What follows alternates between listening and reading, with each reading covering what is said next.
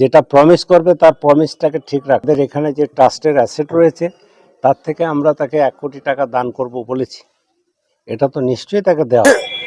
আমরা তার কাছে গিয়েছিলাম, তিনি বলেছেন যে কাজ শুরু হোক, আমি 1 কোটি টাকা অবশ্যই দেবো। আমি বলছি শোনেন, আপনাকে সাইম সিদ্দিকী ফুরফুরা বলেছিল আমি 1 কোটি টাকা দেবো। 1 কোটি টাকা এখন বলছে তিনি মসজিদ জমিগুলো মসজিদের ওয়াকফ করবো। ওনার কথার কোনো ভিত্তি নেই। আজ পশ্চিমবঙ্গের যতগুলো মাদ্রাসা মসজিদের বা গোরস্থান বা কবরস্থান ঈদগাহ গোরস্থান সব ছিল, সেইগুলো উমিদ কোটালে করে দিয়েছে সরকারি। আর সাইম সিদ্দিকী তার জবাব দিতে পারবে? আর কতদিন তৃণমূলের চটি চাটবে? তার সাথে শাহজাহান বিশ্বাসের আর্থিক অবস্থা তেমন কিছু নয়। বহুকাল আগে একটা সরকারি প্রজেক্টের লোন নিয়ে একটা ট্রাস্ট করেছিল, যে ট্রাস্টের নুন ঝরে পড়ছে, এখন তার কোনো মূল্য নেই, অতএব টাকা পয়সা নেই। তারপরেও তিনি এরা বলেছে যে তিনি দাবি করেছিলেন হুমায়ুন কবিরের কাছে যে আমার প্রজেক্টটা আপনি নেবেন, 20 কোটি টাকা দিন, তার থেকে 1 কোটি দান করবো। তো হুমায়ুন কবির কি পাগল হয়ে গেছে? এখান থেকে ছেড়ে বসিরহাটের শেষ প্রান্তে সেই জীবনতলা থানার পাশে দুদু এলাকায় মিনাক্কার শেষ প্রান্তে, সেখানে ওই জমি নিয়ে কি করবে? ধুয়ে দিয়ে খাবে? ফলে তার এই কথার আর কাজের কোনো মিল নেই। আমি বলবো এগুলো ভিত্তি না। আর এই সমস্ত মানুষের জন্য এইসব সামাজিক কাজগুলো করতে গিয়ে কিছুটা ডিস্টার্ব হচ্ছে। ফলে আপনাদের মাধ্যমে বলতে চাই, কোনো বিভ্রান্ত নয়। বাংলার সমস্ত বিবেকমান মানুষ, সমস্ত সুবুদ্ধি সম্পন্ন মানুষ, সমস্ত জাতি ধর্ম বর্ণ নির্বিশেষে আসুন হিংসামুক্ত সুষ্ঠু সমাজ গড়ি। আমরা মানুষ, মানবতাকে বাঁচাই। আমরা হিন্দু মুসলিম দলিত আদিবাসী সবাই ভাই ভাই। আমাদের মুখ আছে, কথা বলি, চোখ আছে, দেখি, রক্ত আছে বলে তাই বেঁচে আছি। তাই রক্ত লাল সবার, এই কথা ভেবে দেশ আমার, জাত আমার, সমাজ আমার, এই দেশে আমি, আমার বাবা, বাপ ঠাকুরদার 14 গোষ্ঠী সবাই আমরা এই দেশে জন্মেছি। এই দেশের সংবিধানকে বাঁচাতে, দেশের ঐক্য একতা মিলন তিথিকে বাঁচাতে বাবরি মসজিদটা খুবই প্রয়োজন। এটা হলে দেখবেন RSS এর মুখে ঝামা ঘষবে, বিজেপির মুখে ঝামা ঘষবে, তৃণমূলের চটি চাটাদের মুখে ঝামা ঘষবে, বাংলার হিন্দু মুসলমানের হাসি মনে ঘুরতে আসবে। আপনি কি বলতে চাচ্ছেন শাহজাহান মল্লিক 1 কোটি টাকা দেবে না? শাহজাহান মল্লিককে দেওয়ার মতো সেই পরিস্থিতি নেই। তিনি এটা আবেগে বলে ফেলেছেন, তার জন্য ধন্যবাদ জানাই। কিন্তু দিতে পারছেন না, তার জন্য ওনাকে একবার সোশ্যাল মিডিয়াকে বলে দেওয়া উচিত যে আমার পক্ষে এটা দেওয়া সম্ভব নয়। নাহলে মানুষ ভাবছে এই টাকাটা হয়তো হুমায়ুন কবির দিয়েছে, তিনি বলছেন না।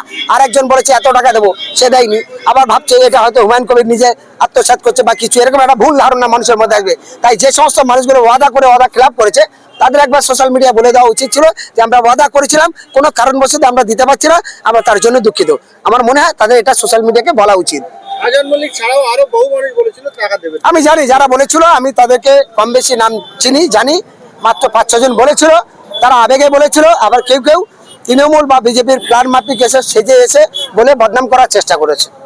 কে কার সঙ্গে আশা আছে বোঝা বড় মুশকিল। হুমায়ুন কবির বাবরি মসজিদ শিলান্যাসে এই ভিত্তি স্থাপনের যে মামলা করেছিল, সেই আবার হুমায়ুন কবিরের দল যখন ঘটনা, তার দলে বেঞ্চে বসে। আল্লাহ তাআলা বলছে যে মানুষ ভুল করে সেই মানুষ যদি আবার ক্ষমা চায়, এর থেকে বড় ক্ষমা প্রার্থী আর কিছু নেই। বাবরি মসজিদে যে লড়াই, যে মামলা করেছিল আব্দুল সালাম, পরে সে নিজেই ক্ষমা চেয়েছে এবং সে বলেছে আমার তওবাতুল্লাহ মাফ করে দাও, আমি একজন মানুষ হিসেবে যে ভুল করেছি তার জন্য আমাকে আল্লাহর রাস্তায় ক্ষমা করে দাও। ক্ষমা করে দিয়েছে, সেই কারণে তিনি আবার এখানটায় যুক্ত হয়েছে। তাহলে কি বোঝা যাবে দানের হার 10 দিন গেলে বোঝা যাবে কেমন আসছে দান? হ্যাঁ, নিশ্চিত দানের হার বাড়বে। আমার আশা, এখানে যে প্রজেক্ট শুরু হয়েছে শুধু দান করলে হবে না, এর সঙ্গে মুর্শিদাবাদবাসীর একান্তই প্রচেষ্টা, সহযোগিতা দরকার। সবাই মিলে সাহায্য করবে, সেই আশা রাখছি। মসজিদের ব্যাপারে বললাম, অনেকে যারা বলেছে, আমি কালকে বলেছিলাম, আজকেও বলছি, কারণ একসঙ্গে 1 লাখ টাকা যদি 500 টাকার লোডের বান্ডিল হয়, তাহলে এইটুকু বান্ডিল হবে। আর যদি খুচরো টাকা হয়, তাহলে 1 বস্তা টাকা হবে। দেখতে এরকম লাগে। সেটা দাঁড়িয়ে এখানে জায়গা সংক্ষেপ ছিল, পরে এই জায়গাটা 3 গুণ বেশি পয়সা দিয়ে, অর্থাৎ যেখানে 3 লাখ টাকা 2 লাখ টাকা কাটা ছিল, সেখানে 10 লাখ 12 লাখ 15 লাখ টাকা কাটা করে জমি কিনতে হয়েছে। তাহলে সেখানে একটা বড় অর্থের প্রয়োজন। তারপরে মসজিদ গড়তে তিনি বলেছেন, হুমায়ুন কবির সাহেব বলেছেন 80 কোটি টাকা খরচ, আপনারা সবাই শুনেছেন। মেন গেটের একটা বড় খরচ, সব মিলিয়ে জমি কেনা আর এটা করা মিলে প্রায় 10-15 কোটি টাকা শুধু এখানে হাবজি গাবজি খরচ লেগে গেছে। তারপরে টোটাল মিলে জমি কেনা আর মসজিদ বানানো শেষ পর্যন্ত প্রায় উনি বলেছেন 80 কোটি। যা যা প্ল্যান আছে সেই প্ল্যান অনুযায়ী যদি করা যায়, তাহলে 3 থেকে 400 কোটি টাকার প্রজেক্ট লাগবে। কারণ শুধু মসজিদ নয়, সেখানে একটা বিশাল মাপের ইউনিভার্সিটি হবে, সেখানে একটা বিশাল মাপের সেখানে কলেজ হবে, হসপিটাল তৈরি হবে, তার সঙ্গে মডেল স্কুল করতে চাইছে, হেলিপ্যাড করতে চাইছে, একটা আবাসিক হোটেল, যারা বাইরে থেকে আসবে তাদের থাকার জন্য আবাসিক জায়গা চাইছে। তাহলে সব করতে গেলে অনেকগুলো টাকার দরকার। এই কারণে বলবো বাংলাবাসীকে, মুর্শিদাবাদের মানুষ পারবে, বাংলার মানুষ পারবে এই ভারতবর্ষের নতুন করে ইতিহাসকে তৈরি করে, ভারতবর্ষের হিংসামুক্ত সুষ্ঠু সমাজ গড়ে এই সম্প্রীতির বার্তাটা পৌঁছে দেওয়া। তাহলে একদিকে যেমন তীর্থস্থান হবে, সবাই আনন্দের সঙ্গে আসবে উৎসবের মতো, পর্যটকের মতো, অপরদিকে বেশ একটা বড় সংখ্যা বেকার সমস্যার সমাধান হবে, বিভিন্ন কর্মস্থানের ব্যবস্থা এখান থেকে হবে, এটা বিশ্বাস করি। উত্তরপ্রদেশে পোস্টার পড়েছে, বলছে ওরা বানাক, আমরা গিয়ে ভাঙবো। দেখেন উত্তরপ্রদেশে তো গাছে বেঁধে ঝুলিয়েও ধর্ষণ করছে, তার পোস্টার নেই। উত্তরপ্রদেশে প্রকাশ্য জয় হিন্দ বলে মসজিদ ভাঙে খুন করে দিচ্ছে, বাড়ি থেকে ডেকে এনে ধর্ষণ করছে। পুলিশ এবং উত্তরপ্রদেশ সরকার এবং ডবল ইঞ্জিনের কেন্দ্র সরকার, তাদের কোনো মুভমেন্ট নেই। কিন্তু আজ মসজিদের জন্য তারা এটা করতেছে, ফলে তারা সারা জীবন হিংসা করেছে, ব্রিটিশের গোলামি করেছে, দালালি করেছে। আজও সেই দালালি হিসেবে মানুষকে বিভ্রান্ত করার জন্য এগুলো পোস্টার, এর কোনো মানে নেই, কোনো ভিত্তি নেই। এবং মুর্শিদাবাদ না, সারা বাংলার মানুষের বিরুদ্ধে ঐক্যবদ্ধভাবে রুখে দাঁড়াবে এবং প্রতিবাদ করবে। কালকে হুমায়ুন বাবু বলেছে আমার বিরুদ্ধে ষড়যন্ত্র করছে, আমার পরিবারকেও ফাঁসানো হচ্ছে। অলরেডি ভাবে সেরকম একটা নিউজে দেখলাম আমি, অন্ততপক্ষে ভারতবর্ষে এরকম দেখলাম না। যারা মন্ত্রীরা জেল খাটলো, যার বাড়ি কোটি কোটি টাকা পাওয়া গেল, যারা কচি কচি বান্ধবী নিয়ে নাচতে দেখা গেল, তাদের বিরুদ্ধে এরকম হয়নি, তার ঘর বাড়ি শেষ হয়নি। কিন্তু উইদাউট পারমিশনে দেখলাম হুমায়ুন কবির সাহেবের মেয়ের বাড়িতে অ্যাটাক হয়েছেন এবং তার বাড়ির তদন্ত শুরু করেছে। এই চক্রান্তের সঙ্গে যেমন তৃণমূল সরকার জড়িত, আমি মনে করি তেমন বিজেপি সরকার জড়িত।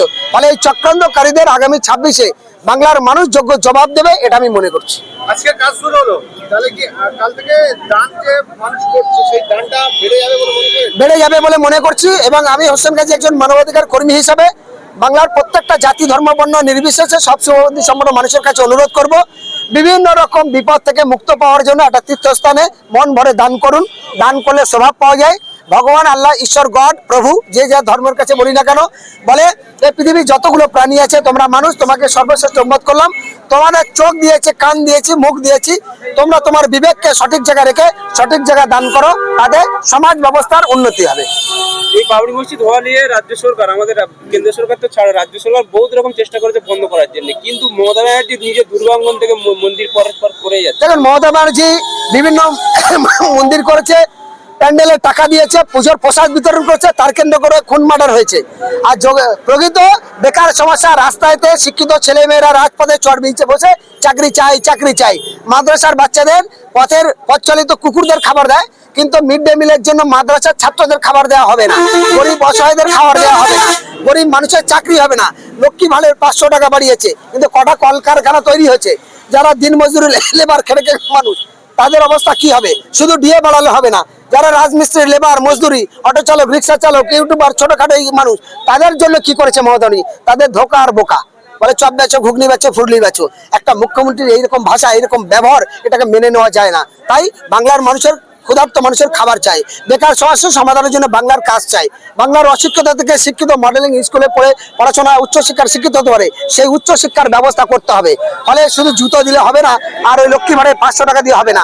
ওই মেয়েটাকে ট্রেনিং দিয়ে বাড়ি থেকে যাতে বসে 10 থেকে 20,000 টাকা রোজগার করতে পারে, সেই ব্যবস্থা সরকারের করতে হবে। যদি না পারে, সরকার তার ব্যর্থতার দায় স্বীকার করে নিয়ে বাংলার মানুষের কাছে ক্ষমা চেয়ে মমতা ব্যানার্জিকে এখনই ইস্তফা দেওয়া উচিত। সুদূর সুন্দরবন দক্ষিণ 24 পরগনা থেকে আসছে, এত ভালোবাসা কেন, কিসের জন্য বলুন? বাবরি মসজিদটা হলো ভারতবর্ষের একটা আবেগ এবং গোটা বিশ্বের কাছে একটা ঐতিহাসিক জায়গাকে ধ্বংস করেছে।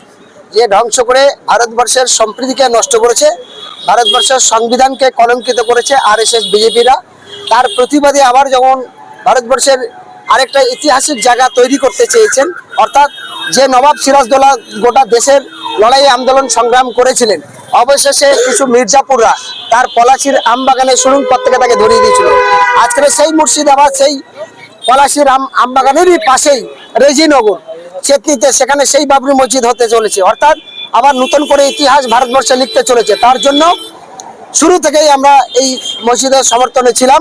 আমরা জানি সারা পশ্চিমবঙ্গে না, সারা ভারতবর্ষের যতগুলো তীর্থস্থান আছে, সে ফুরপুরা শরীফ, ঘুটিয়ারি শরীফ, আরো বিভিন্ন শরীফগুলো যে আছে, সেখানে হিন্দু, মুসলমান, দলিত, আদিবাসী সবাই দলে দলে যায়।